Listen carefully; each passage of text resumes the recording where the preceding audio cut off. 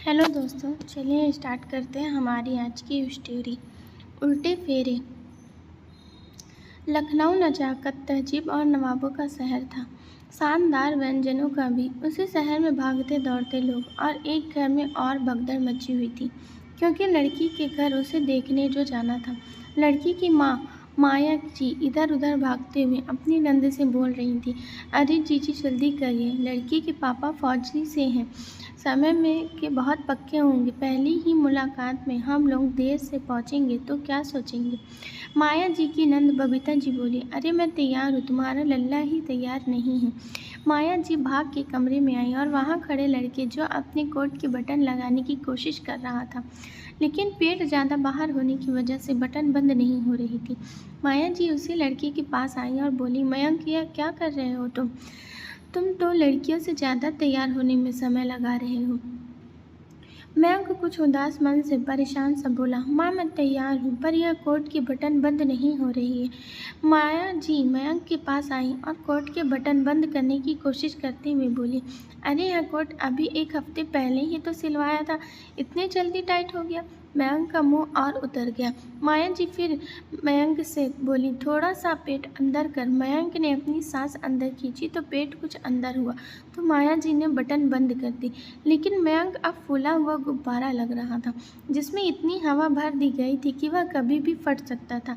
मयंक को देखकर माया जी बोली, अब अच्छा लग रहा है मेरा लल्ला।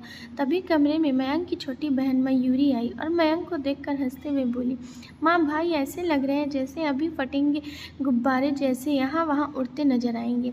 मयंक को भी सांस लेने में दिक्कत हो रही थी, इसलिए उसने अपनी सांस छोड़ी तो कोट के बटन टूट कर लुढ़कते हुए जा गिरी और कोट के अंदर से एक मटका जैसा पेट बाहर आ गया। माया जी ने अपना माथा पीट लिया और बोली, थोड़ी देर सांस रोक कर नहीं रख सकता था क्या। मयंक उदास मन से बोला, माँ सांस और ज़्यादा देर रोकता तो मर ही जाता। माया जी भी उदास हो गई। तभी बबीता जी अंदर आई और ताना मारते हुए बोली, और खिलाओ अपने लल्ला को घी पकौड़ी, तब तो बिना घी का पराठा अंदर नहीं घुसता है। बहुत बड़े नवाब खानदान से है ना जो घी का पराठा ही खाता है, अब घी का ही बॉल के रूप में बाहर आ रहा है। बोलो तो 10-15 घी के सिक्के, ऊपर से सभी पराठों में एक एक टिक्की बटर रखा हुआ लेकर आती हूँ। मयंक ने अपना सिर नीचे कर लिया। माया जी बबीता जी के पास आई और बोली, जीजी आज तो ताने ना मारो मेरे लल्ला को, और इतना काम कमा किस लिए रहा है, अच्छा खाने के लिए ना। बबीता जी बोली, हाँ तो खिला खिला के बुलडोजर बना दे, ड्रम तो यह पहले ही बन चुका है, 120 किलो का है, कुर्सी छोटी पड़ती है, इसे बैठ जाए तो बिना सहारा लिए उठ नहीं पाता है, और अभी बस कितने साल का है, बस 27 साल का है, इसके लिए 25 में लड़की देखने जा रहे हैं, इसे देखते ही लड़कियां मना कर देती, और सही भी है, इसके जैसे हाथी के साथ शादी करके क्या करेगी भी क्या। मयंक का दिल भर आया और वह कुछ नहीं बोला और सीधा कमरे से बाहर चला गया। माया जी बबीता जी से बोली, अब आपको अच्छा लग रहा होगा ना मेरे लल्ला का दिल दुखा के। मेरा लल्ला खुद कमाता है और खुद के पैसों का खाता है, किसी से मांगने नहीं जाता है, जो आपको मेरे लल्ला के खाने से दिक्कत बनी रहती है। और मेरे लल्ला की शादी भी की टेंशन आप मत लो, आज यह रिश्ता पक्का हो जाएगा।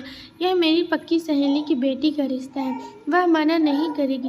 आप देख लेना, धूमधाम से अपने लल्ला की इन 6 महीनों में शादी कर दूंगी, देख लेना आप, और अपने लल्ला के साथ चली भी जाऊंगी, रहना आप अपने इस घर में। चल मयूरी, बोल कि माया जी ने मयूरी का हाथ पकड़ा और बाहर चली गई। बबीता जी ने अपना सर पीट लिया और खुद से बोली, मेरा भी भतीजा है, मैं क्या दुश्मन हूँ उसकी, कुछ बोलती हूँ तो उसके भले के लिए, लेकिन आज के समय में भला बोलो तभी बुरा है। जितना मोटापा उतनी बीमारियां, अभी से उसका शुगर बीपी सब बढ़ा हुआ है, ऐसे में किस लड़की के परिवार वाले अपनी बिटिया देंगे। बबीता जी भी बाहर आ गई, किराए की गाड़ी भी आ गई और वह सभी उसमें बैठ गए। सबके मुंह बने हुए थे, कोई किसी से बात नहीं कर रहा था। लड़की भी लखनऊ की ही थी, तो सभी 1 घंटे में लड़की वालों के घर पहुंच गए। लड़की वालों ने सभी का स्वागत किया। माया जी अपनी बचपन की दोस्त से मिली माया जी थोड़ी भावुक हो गई थी अपने दोस्त से मिलकर। एक ही शहर में रहने के बावजूद वह अपने दोस्त से 20 साल बाद मिल रही थी।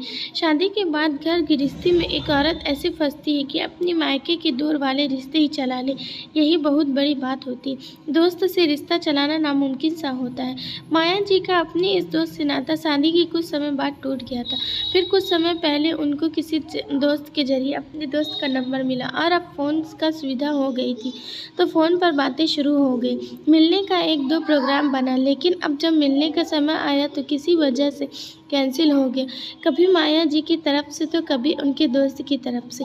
पर जब बातों बातों में माया जी ने अपने दोस्त से मयंक के बारे में चर्चा की तो उन्होंने कहा वह अपनी बेटी के लिए लड़का देख रही, क्यों न एक बार लड़का लड़की मिल लें और दोस्ती को रिश्तेदारी में बदल दिया जाए।